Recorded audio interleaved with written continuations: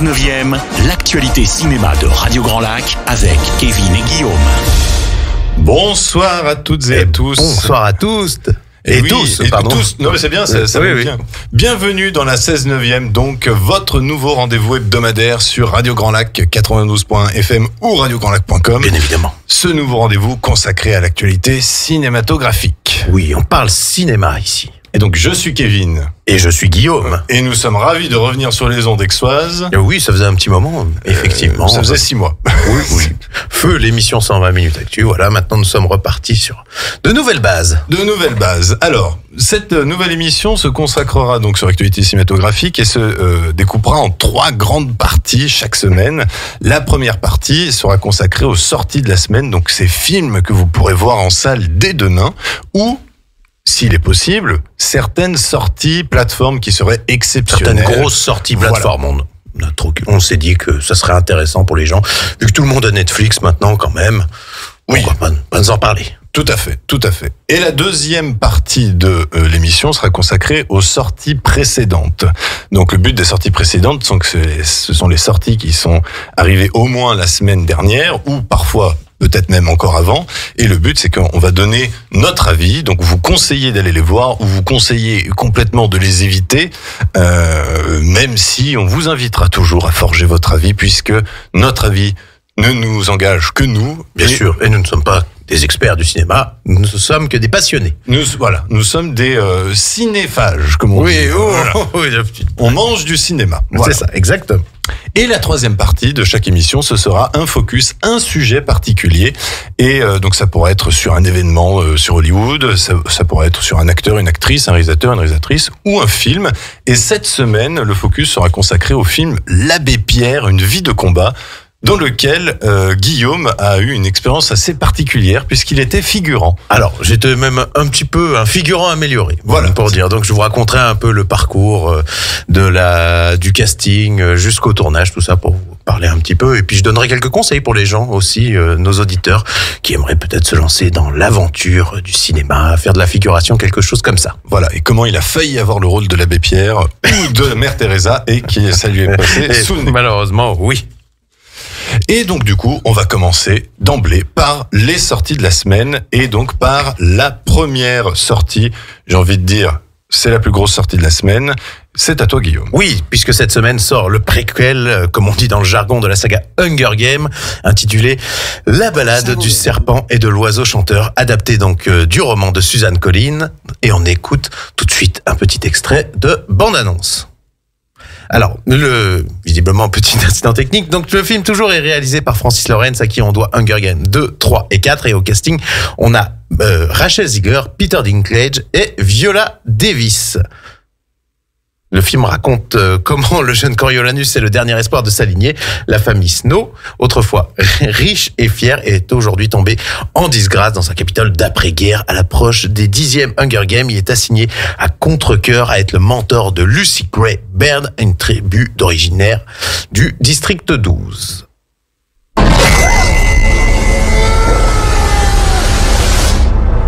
Dites-nous à quoi servent les Hunger Games. Are you coming to the tree? Les jeux sont là pour punir les districts. Ces tribus n'ont pas le choix. Votre rôle est de transformer ces enfants en bêtes de scène, pas en survivants. Nous sommes en direct. Souriez, c'est pour ça qu'on a des dents. Imagine que ton nom a été tiré à la moisson. J'aurais juste envie qu'une personne se soucie un peu de moi, comme si j'avais encore de la valeur. Bienvenue au Capitole. On dirait que tu n'es pas à ta place ici. En effet, mais je suis ton mentor. Un rebelle. Je vais te sortir de là. Vous voulez protéger les gens? Alors il est essentiel d'accepter ce que sont les êtres humains.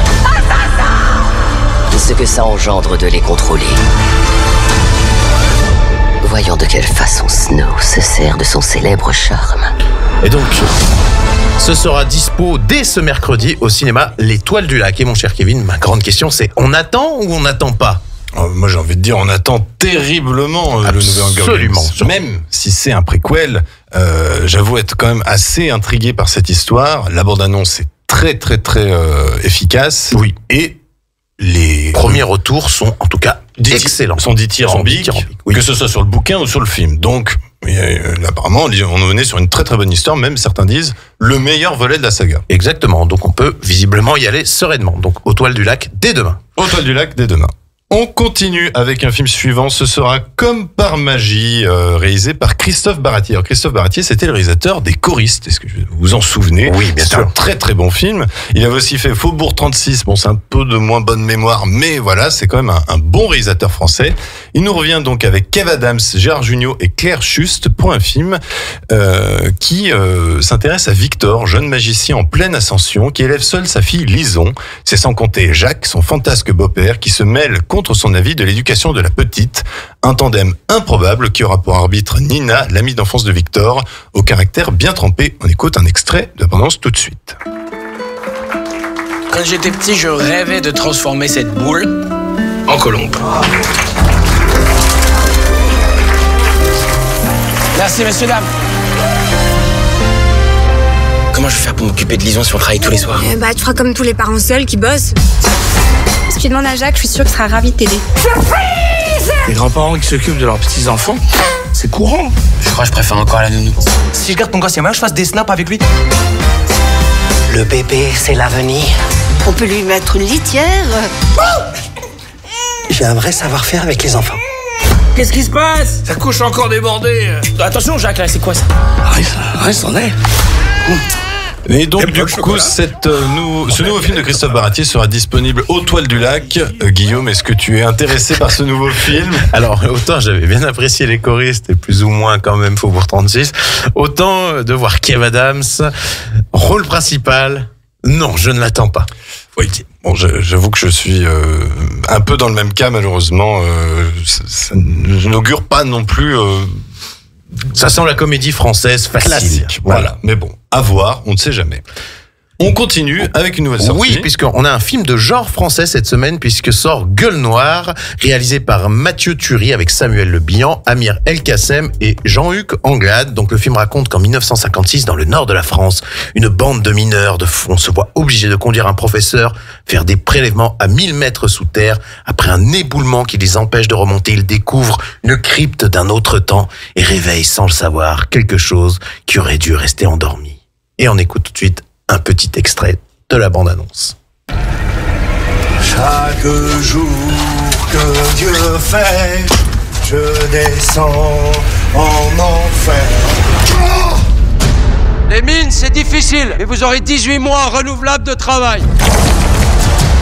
Regardez-le, le petit nouveau. Alors, c'est lui notre arabe? Tu sais comment on nous appelle, nous les mineurs? Non. Les gueules noires. Parce qu'une fois en bas, italien, espagnol, français ou arabe, on a tous la même couleur. C'est du charbon. Mauvaise nouvelle, tu fais descendre un touriste. Il est déjà descendu? À ton avis? Professeur, vous avez atteint les 1000 mètres? J'espère y trouver quoi? Un trésor?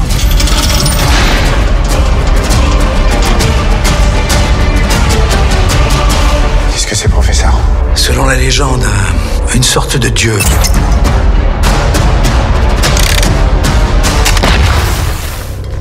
Eh bien, ce sera disponible dès demain aux Toiles du Lac. Et honnêtement, entre nous, j'ai très envie de le voir, puisque j'aime plutôt bien les films de genre français, surtout avec Samuel Le Bihan qui avait joué plutôt dans l'excellent Le Pacte des loups. Ce film, entre nous, a l'air d'avoir de la gueule, pour dire et pour rappeler le titre. Et je suis plutôt à soutenir le genre de film, les films français de genre. On avait eu comment il s'appelait celui avec l'ogre là récemment? Ogre. Bon, voilà, ce genre de choses. Merci, mon cher. C'est facile, les films de genre, de toute façon français. C'est que généralement, l'idée est dans le titre. Oui, c'est vrai. Et toi, qu'en penses-tu? Je suis assez intrigué. Pareil, j'aime bien les films de genre français. Et puis, généralement, même si c'est pas bon, on a un peu de tendresse parce qu'on se dit, bon, au moins, ils ont tenté de faire quelque chose. Au moins, ils ont proposé quelque chose de différent. Là, on va pas se cacher, les retours sur Gueule Noire, pour l'instant, sont mitigés. On a soit du bon, soit du pas très bon, voire mauvais. Donc, On vous en parlera sans doute plus la semaine prochaine parce que c'est sans doute un film que nous irons voir. Oui, puisque il y en a pour tous les goûts quand même, je trouve, cette semaine. Oui, et donc au Toile du Lac. Au Toile du Lac, exactement. Tout à fait. Et là maintenant, on va changer. On va passer donc vers le cinéma d'auteur avec Avant que les flammes ne s'éteignent. C'est un film de Mehdi Fikri avec la grande actrice et chanteuse Camélia Jordana. On a aussi Sofiane Zermani et Makita Samba. L'histoire: suite à la mort de son petit frère lors d'une interpellation de police, Malika se lance dans un combat judiciaire afin qu'un procès ait lieu. Mais sa quête de vérité met en péril l'équilibre de sa famille. On écoute un extrait tout de suite. Émeutes la nuit dernière dans la banlieue de Strasbourg après la mort d'un jeune homme. Une crise d'épilepsie aurait entraîné le décès.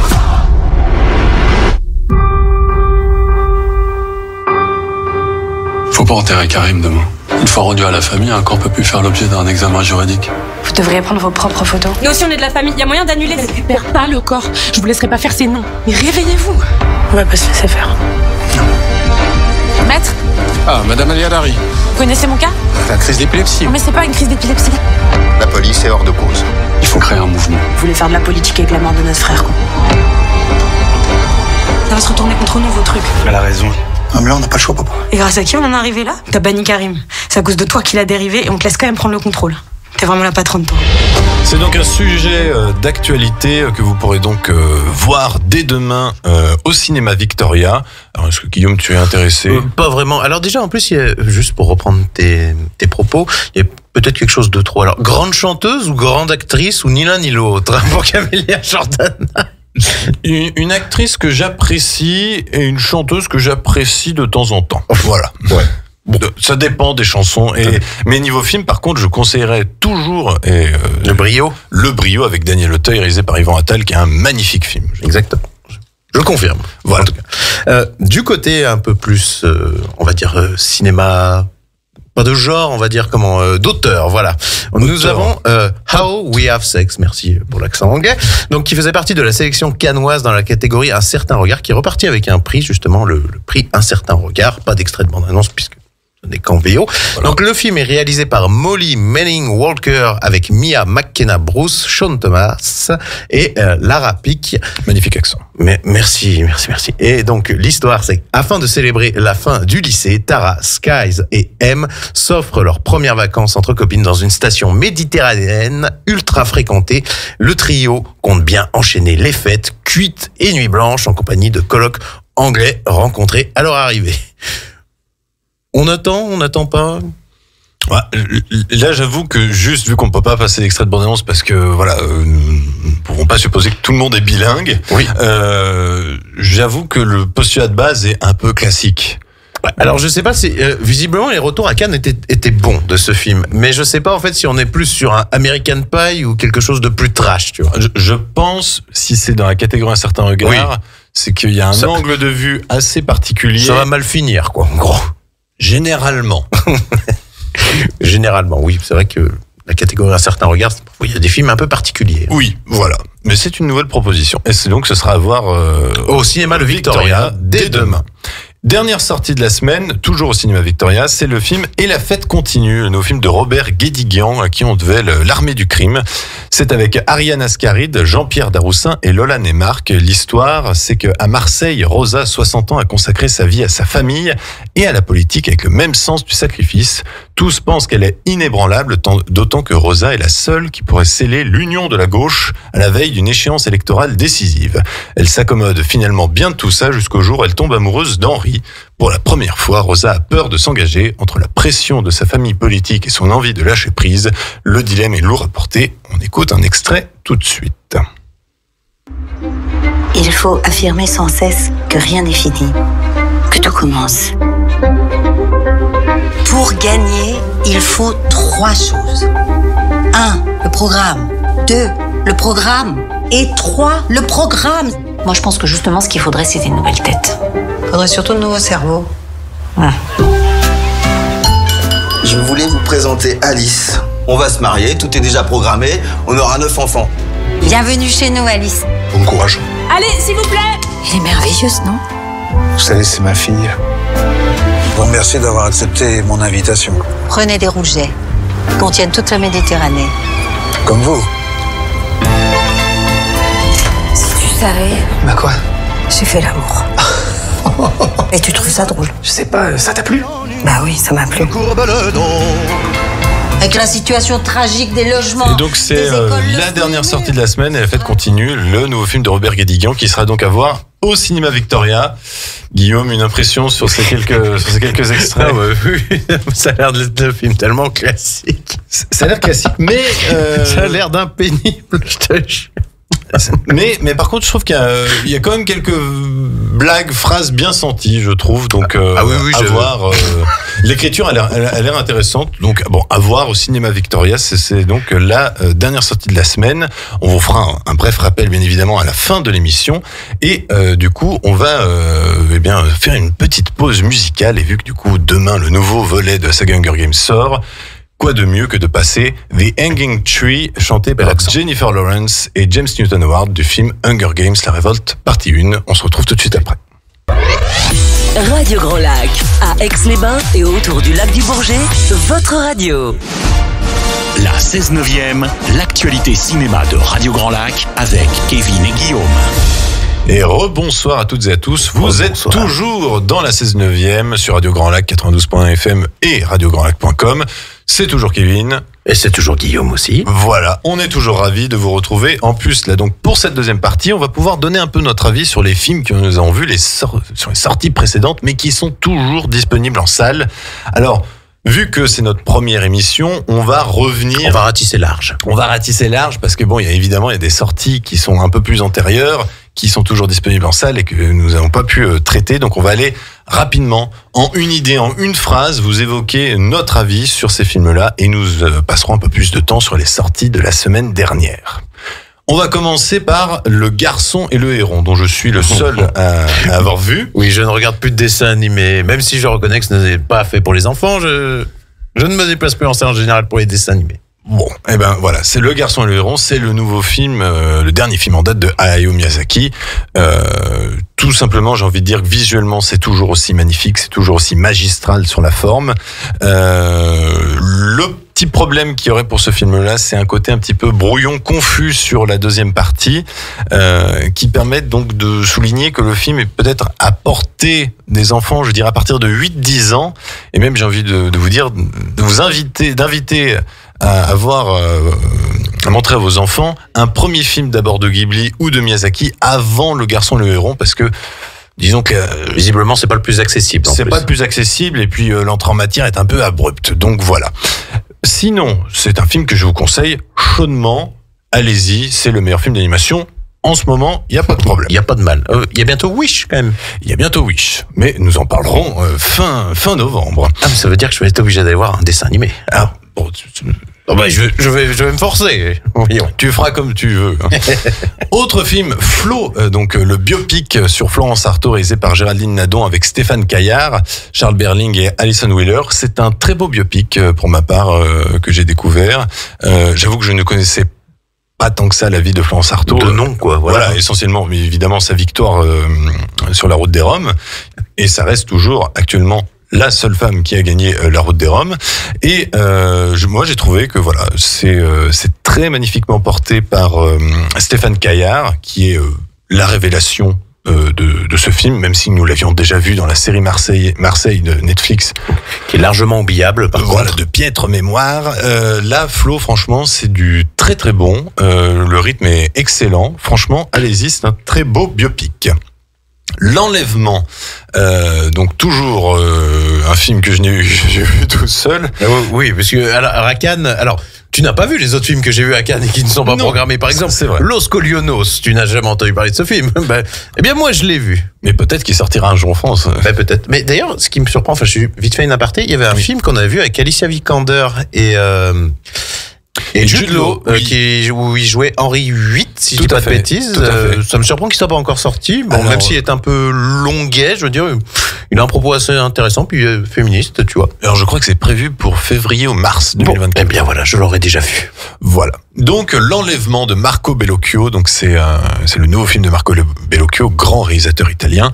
Et L'Enlèvement, Il Rapito, comme ils disent en Italie. C'est un magnifique film, très lyrique, très émouvant.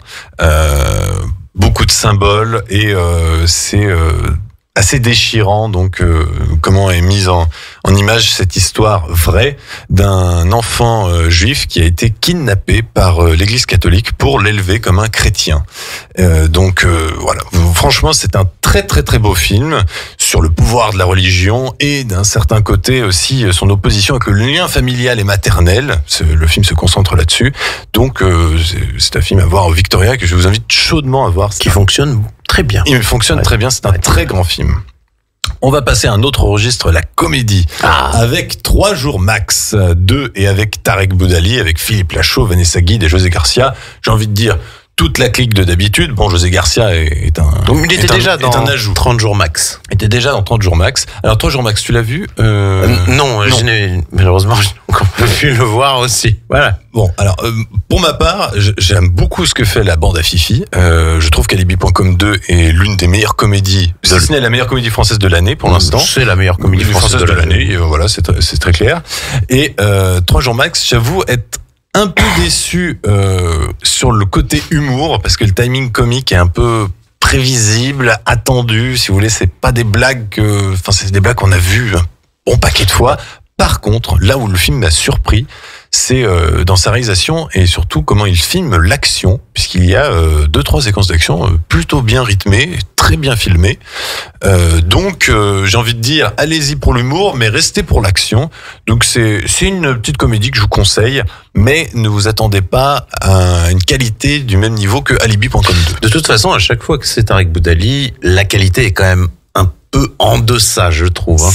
C'est vrai. Alors, est-ce que l'équilibre d'écriture est pas le même? Est-ce que Philippe Lachaud participe? Je ne sais pas. Dans quelle mesure il s'implique, Philippe Lachaud, dedans, justement? Ou est-ce qu'il se dit, voilà, c'est ton film et débrouille-toi, moi je fais juste l'acteur? Ou justement, est-ce qu'il est impliqué quelque part dans le scénario, dans la réalisation? Je ne sais pas. Ouais, c'est très compliqué de savoir. Autre comédie, une année difficile du duo Éric Toledano et Olivier Nakache, bien évidemment les réalisateurs d'Intouchables, grand film français. Grand succès français. Une année difficile, c'est avec Pio Marmaille, Jonathan Cohen et Noémie Merlan. Et alors, autant, il faut que je l'avoue, je l'ai vu il y a plusieurs mois maintenant. 4-5 mois, oui, à l'avant-première, qui avait eu lieu à Aix-les-Bains avec Éric Toledano et Olivier Nakache. Et c'est un film qui est très très drôle. Vraiment, l'humour, c'est l'un des plus drôles qu'ils ont réalisé. Malheureusement, je trouve que ce qui pêche, c'est le message, puisque là, le propos du film, c'est qu'on va se concentrer sur l'activisme écologiste plutôt. Et on va dire que d'habitude, dans les films d'Éric Toledano et Olivier Nakache, on commence par rire de et on finit par rire avec. Et là, le problème pour moi, c'est que l'équilibre n'est pas très bon et on finit par tout le temps rire des écologistes et il n'y a pas ce moment où on rit avec eux. Ils sont un peu trop tournés en ridicule et j'avoue que ça m'a un peu laissé sur ma faim.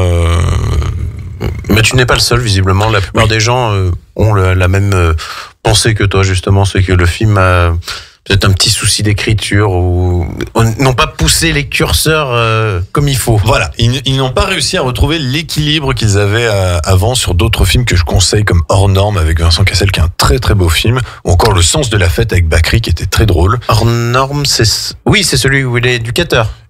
Oui, voilà. J'ai vu, et qui est excellent. Et donc, il se porte sur l'autisme. Oui, c'était un très beau film. Excellent. Et là, voilà, ils sont un petit peu ratés pour moi. Autre film français, second tour de et avec Albert Dupontel, Cécile de France et Nicolas Marié. Cette fois-ci, nous en pouvons en parler tous les deux, puisque nous l'avons vu en avant-première, en présence d'Albert Dupontel, oui. Voilà, qui est très simple. Qui est quelqu'un de très simple. Ça m'a surpris d'ailleurs, une simplicité pareille. Première phrase, oui, vous pouvez m'insulter si vous voulez, tout ça. Et d'ailleurs, il se gêne pas de recadrer certaines personnes qui lui posent des questions.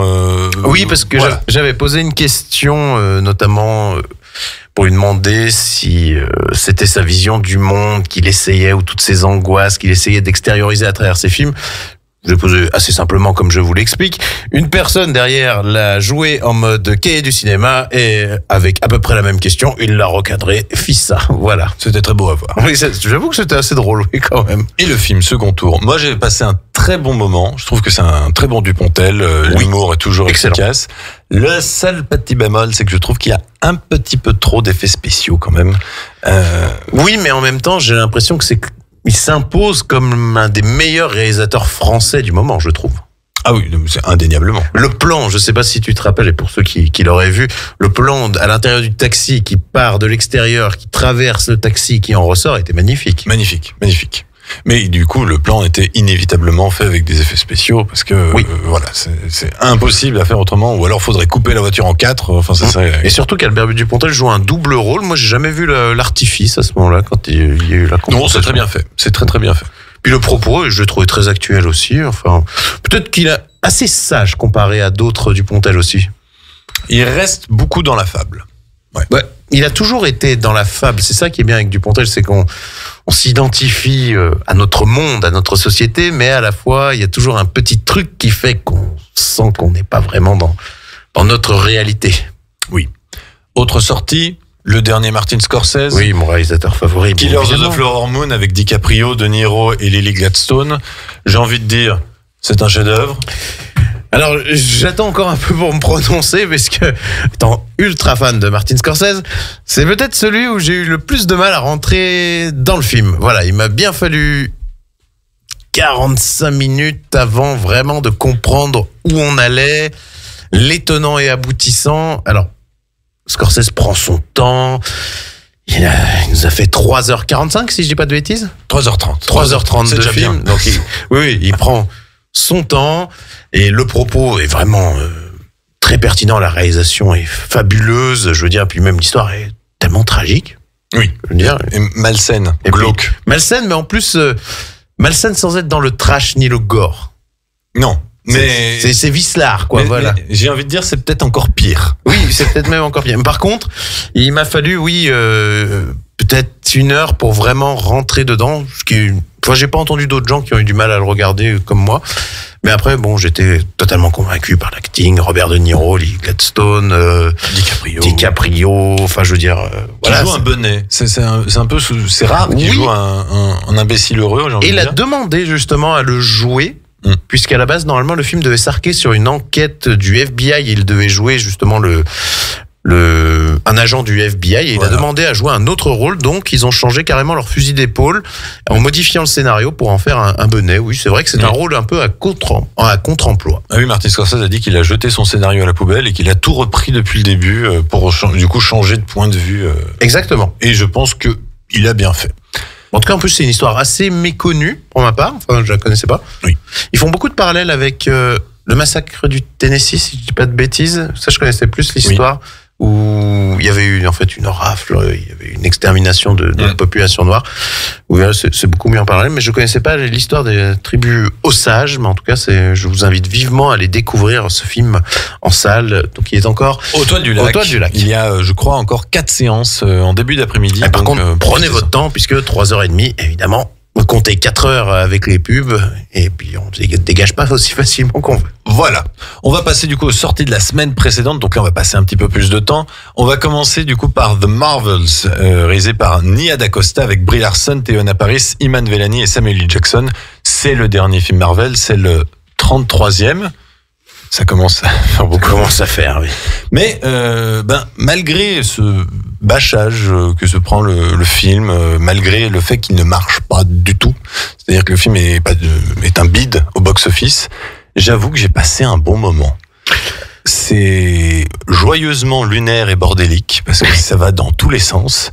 Au bout d'un moment, on ne sait plus qui c'est qui a lancé l'histoire du multivers, si c'est Loki, si c'est Captain Marvel, on ne sait plus. Tout le monde est dans le multivers.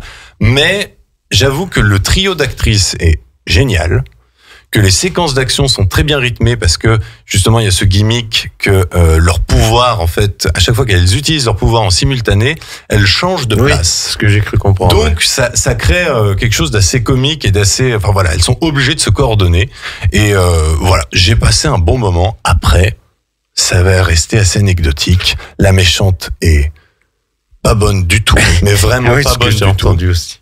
Elle a des bagues aux dents. Enfin, je sais pas, je veux dire, mais au bout d'un moment, je comprends pas le but chez la direction artistique. Je comprends pas. Bref. Et puis, surtout qu'on nous vend encore la fin de l'univers à chaque fois. Et là, j'avoue qu'on n'y croit pas trop. Voilà. J'attendrai qu'il soit sur Disney+. Mais si vous voulez voir un nouveau Marvel, est-ce qu'il est bon? Moi, je vous le conseille. On passe un bon moment. Autre sortie. Eh ben, il y a Five Nights at Freddy's, donc une adaptation de jeu vidéo. Alors, je ne connaissais pas le jeu vidéo en question. Visiblement, c'était un gros phénomène. J'ai regardé un petit peu. Alors, visiblement, tu incarnes comme le personnage principal. En fait, tu surveilles en fait un lieu désaffecté et puis tu as ces oursons mécaniques qui sont là. Et puis tu dois les surveiller, quoi, tout simplement. Oui, ils s'approchent de toi et oui, c'est ça. Oui, ils finissent généralement par te tuer. C'est ça. Alors, c'est un film semi-horrifique. J'ai vu que c'était qualifié de film d'horreur, mais bon, on va dire allez, semi-horrifique.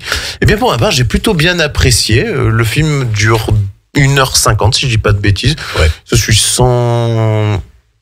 avec plaisir, on va dire même plutôt. Josh Hutcherson s'en sort plutôt bien. Le scénario se tient. Bon, peut-être que Matthew Lillard nous en dit pas plus. Peut-être une petite tendance au cabotinage. Mais sinon, je veux dire, à voir, pourquoi pas, petite comédie horrifique sans prétention et visiblement qui fonctionne très très bien au box-office américain. Oui, alors pour ma part, je n'ai pas du tout aimé ce film. Je trouve que le film est le syndrome du film qui ne sait pas ce qu'il veut être. Parce que pour un film d'horreur, je trouve qu'il ne fait pas du tout peur. La moitié des séquences d'horreur se déroulent de jour, ce qui, je trouve, quand même est un petit problème. Elles sont beaucoup de nuit quand même. Beaucoup, mais je trouve que l'horreur ne fonctionne pas. On n'est pas effrayé. Et sinon, le côté film épouvante familial qu'aurait pu être le film, parce que il commence à lancer une proposition. Il se vend comme ça, moi je trouve. Enfin, il est comme ça. Oui, mais justement, je trouve que cette idée de la tante, un peu un personnage à la Cruella qui veut s'accaparer sa nièce juste pour pouvoir toucher les allocations, tout simplement, enfin de l'argent. Je trouvais ça très drôle. Et je me suis dit, ils vont aller très très très loin dans ce personnage-là, ils vont aller, je sais pas... La révélation est claquée quand même. Et voilà, et puis en fait, du coup, ce personnage-là est oublié très rapidement dans le film, et du coup, je me suis ni amusé, je n'ai pas eu peur, je me suis pas amusé, et le film est un peu trop sérieux. Oui. Et encore une thématique du deuil. Bon, je sais que c'est souvent dans les films d'horreur, mais bon, au bout d'un moment, il faudrait quand même proposer autre chose. Moi, je dirais avoir un dimanche après-midi. Voilà. Si vous voulez. Partant plus vieux. Voilà. Et si vous êtes fan, apparemment, vous pouvez y aller parce qu'il y a beaucoup de références. Moi, personnellement, je suis resté un peu en dehors du film. Voilà. Autre sortie. Eh ben oui. Que tu as découvert à Cannes. La Passion de Dodin Bouffant, réalisé par Tran Anh Hung, qui est un réalisateur français d'origine vietnamienne, à qui l'on doit le très grand film L'odeur de la papaye verte. Et prix de la mise en scène à Cannes, hein. Et oui, bien sûr. En compétition aux Oscars dans la catégorie meilleur film étranger, n'oublions pas. Bien sûr. Oui, c'est celui que la France a choisi pour présenter aux Oscars. Eh ben mon Dieu. C'est avec Juliette Binoche, Benoît Magimel et Emmanuel Salinger. Alors, on va commencer par les points positifs. C'est magnifique. C'est magnifique. Beau. Les plans sont des tableaux. Quand on les voit cuisiner, c'est absolument sublime. La lumière, parfait. Le dernier plan, je n'en dis pas plus, mais il est sublime. On a la caméra qui fait énormément de plans séquences, en fait, qui se baladent autour des mains en train de cuisiner. Il y a une grande table en bois, c'est gigantesque avec tous les aliments, tout ça. Et donc la caméra vit et se balade, en fait, autour de la cuisine et de deux protagonistes. Parce que l'histoire de ce film, tout simplement, c'est l'histoire entre, alors ça se passe dans les années 1800. Et donc 50. c'est Dodin qui est un concepteur de mets, c'est ce qui s'annonce. Donc il fait les recettes et il a sa cuisinière qui est donc jouée par Juliette Binoche. Ce qui est amusant, c'est que Benoît Magimel et Juliette Binoche étaient ensemble à la Ville il y a 20 ans en arrière. Ah, je savais pas. D'ailleurs, elle a dit qu'elle avait eu peur aux répétitions, elle a cru qu'elle n'allait pas pouvoir l'encadrer et que ça allait mal se passer. Ah, mince. Et au final, ça s'est très bien passé. Et en tout cas, à l'écran, ça se voit pas du tout. L'alchimie est totale. Oui. Après, c'est une relation un peu calme. Oui. Mais on n'est pas dans la passion et on n'est pas chez, comment il s'appelle, celui qui a fait Antéchrist, là. Non, on n'est pas chez Lars von Trier, là, c'est sûr. Mais surtout, je veux dire, Juliette Binoche et Benoît Magimel sont des acteurs qui, la réputation n'est plus à faire. Bien sûr. Juliette Binoche, surtout, c'est une de mes actrices préférées. Et voilà. J'avoue aussi que visuellement, c'est magnifique.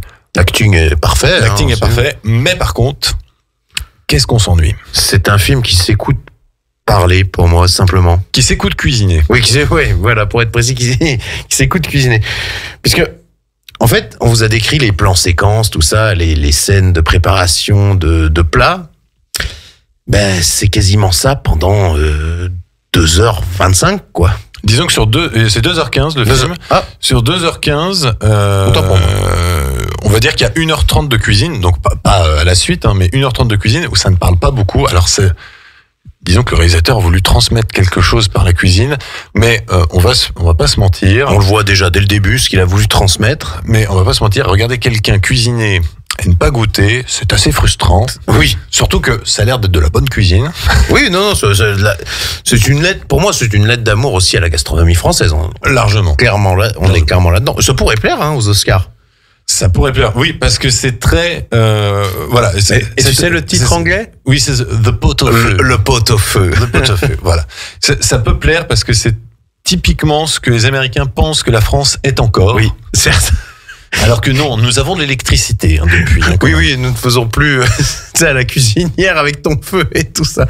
Non mais faire des beaux plans et des belles images ne suffit pas à faire un bon film et à raconter une bonne histoire. Honnêtement, le film aurait duré 1h40, je pense qu'ils en seraient portés que mieux. Oui, je pense aussi.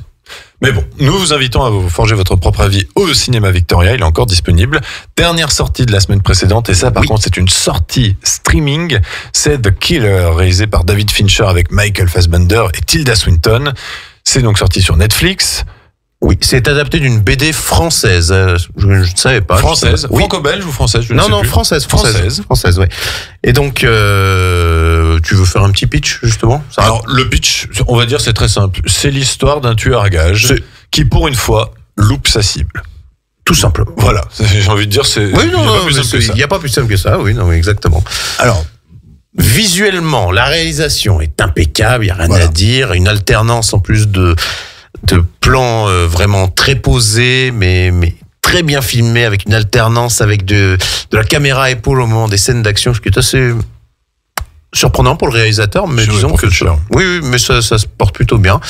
L'acting, pareil, très impressionnant, mais ça pourra en déconcerter plus d'un, dont notre ami Kevin, je pense. Oui, bon, pour ma part, j'ai adoré tout le film, mais je suis resté un petit peu sur ma faim. Disons que la structure du film est inévitablement très très très très prévisible parce que c'est chapitré et on voit arriver les noms des chapitres. Et puis tout est décrit en fait. Tout est décrit et donc en fait au final, quand vous allez voir la fin, vous allez pas être très surpris, sans en dire trop. Et la morale est un peu douteuse quand même. Mais comme d'habitude, j'ai envie de dire chez Fincher. Oui, peut-être que chez Fincher, voilà. Forgez-vous votre propre avis. Ça divise énormément. Ça divise énormément sur Internet. Certains crient au chef-d'œuvre, d'autres crient à une grosse bouse. Honnêtement, je trouve que la vérité est sans doute entre les deux. Certainement. Voilà. Donc, c'était tout pour les sorties de la semaine précédente. On va s'accorder une nouvelle pause musicale et on se retrouvera pour le focus centré sur le film L'Abbé Pierre. Et cette pause musicale, c'est Can't Stop the Feeling de Justin Timberlake, tiré du film Les Trolls, dont le 3e volet est toujours en salle. On s'écoute ça tout de suite. Radio Grand Lac 92.1, le grand bain de la vie locale. La 16/9e, l'actualité cinéma de Radio Grand Lac avec Kevin et Guillaume. Et rebonsoir à toutes et à tous. Vous êtes toujours dans la 16/9e, votre rendez-vous sur l'actualité cinématographique. Sur Radio Grand Lac 92.fm, radiograndlac.com. On va passer du coup sur la dernière partie de cette émission. Tout à fait. Sur le focus, et le focus là cette semaine est concentré sur L'Abbé Pierre, sous-titré Une vie de combat. Voilà, le nouveau film de Frédéric Tellier à qui l'on doit quand même le très bon Goliath. Il y a Sauvé Périr. Sauvé au Périr aussi, oui, que je n'ai pas vu par contre. J'ai pas vu non plus. Voilà, donc L'Abbé Pierre, une vie de combat avec Benjamin Laverne, Emmanuel Berco et Michel Villermoz. C'est l'histoire, on va pas vous faire l'affront de la résumer. Vous la connaissez. C'est un biopic sur l'Abbé Pierre. J'ai pas envie de dire de A à Z, mais plutôt très complet. Très complet, mais on commence à la Seconde Guerre mondiale jusqu'à la fin. Voilà. Oui. Mais alors, c'est peut-être un des reproches qu'on pourrait faire, c'est qu'il essaye peut-être d'être trop complet sur certains points, et on enchaîne donc les différentes périodes de sa vie. Et par contre, il y a des scènes qui sont vraiment magistrales. J'ai beaucoup aimé déjà la scène de guerre. Je trouvais assez prenante, et puis évidemment la scène du discours pendant l'hiver 54 qui était vraiment très bien mise en scène. C'est la meilleure partie du film. L'hiver 54, je trouve c'est la partie la mieux tenue, celle où le film se concentre un peu plus, même s'il se concentre aussi au début d'Emmaüs. Et après la partie l'hiver 54, il y a un peu un sentiment qu'il faut parler de tout, faut tout faire rapidement en une demi-heure. Et du coup, vous allez voir des bonds dans le temps. un peu genre Abrupte. Une scène tous les 10 ans, et surtout vous allez vous dire mais à quoi elle sert cette scène? Oui, c'est vraiment nécessaire? C'est un peu dommage. Par contre, même si le film est classique, parce que c'est un biopic classique, je trouve qu'il y a de grands moments d'émotion. Et puis oui, t'as dit, il y a de très beaux plans.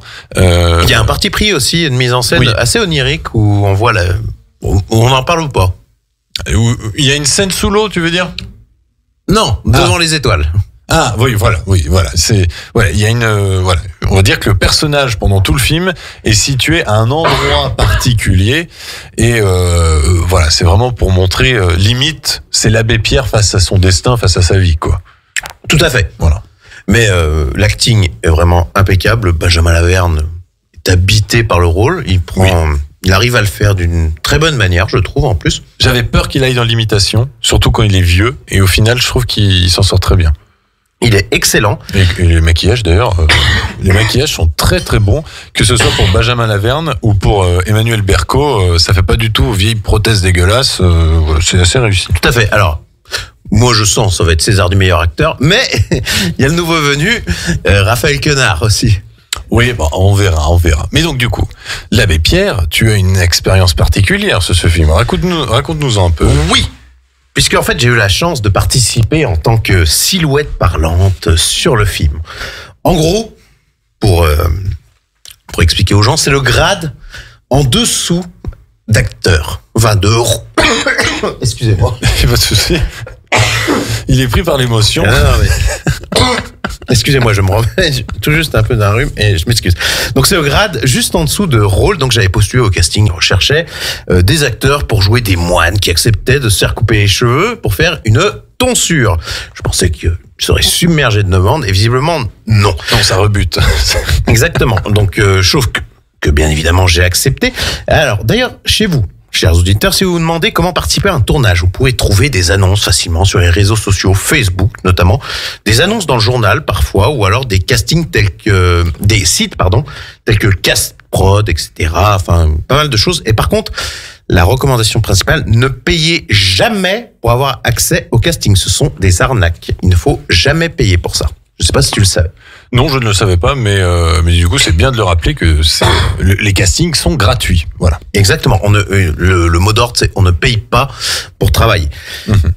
Et donc, si vous vous dites peut-être chez vous, non, mais je ne peux pas faire du cinéma, tout ça, eh bien, détrompez-vous, puisque la figuration s'adresse à tout le monde et chaque personne y a sa place, des fois des profils différents. Donc, je vous invite vraiment à tenter l'expérience si vous êtes intéressé. Donc, je m'excuse encore, hein, c'est une quinte de tout. Oui.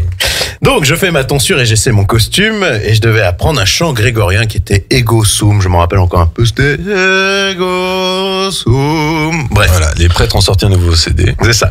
Donc, pour le chanter lors d'une messe, on a tourné 2 jours au château de Pierre-Châtel à Virignan. Je sais pas si tu connais. De nom. Bon, je m'y promène rarement, j'avoue. C'est vrai. Mais bon. Et donc, c'était une grosse production, plusieurs caméras, des smirmorques de partout. Ils avaient tiré des câbles. Il y avait des groupes électrogènes absolument de partout. Et je m'excuse, c'est pour la fin d'émission, j'ai un peu honte, excusez-moi. Il est ému. Hein. Et en réalité, donc, le film avait été pas mal coupé, ce que je te disais, puisqu'en fait, on avait fait 3 scènes. Mmh. Et par exemple, je sais pas si tu te rappelles, il y a une scène de jardinage. Oui. Et je suis dans cette scène, normalement. Ouais, alors, pour ceux qui ont vu le film, elle est très concentrée sur l'abbé Pierre qu'on voit qui a du mal à... D'ailleurs, il n'est pas encore abbé Pierre à ce moment-là, mais qui a du mal à jardiner, qui souffre du froid, aussi du manque de nourriture, hein, tout simplement.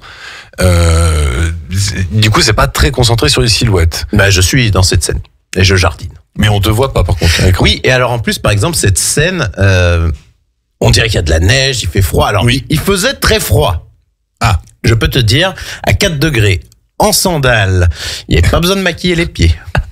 Oui, mais du coup, on te voit pas sur cette scène-là, mais par contre, on te voit sur une autre scène, la scène du repas, qui verra 5 minutes du film. Et encore, elle a été énormément coupée, cette scène, puisque normalement, on voit l'abbé Pierre en train de se faire voler son repas par un gros moine.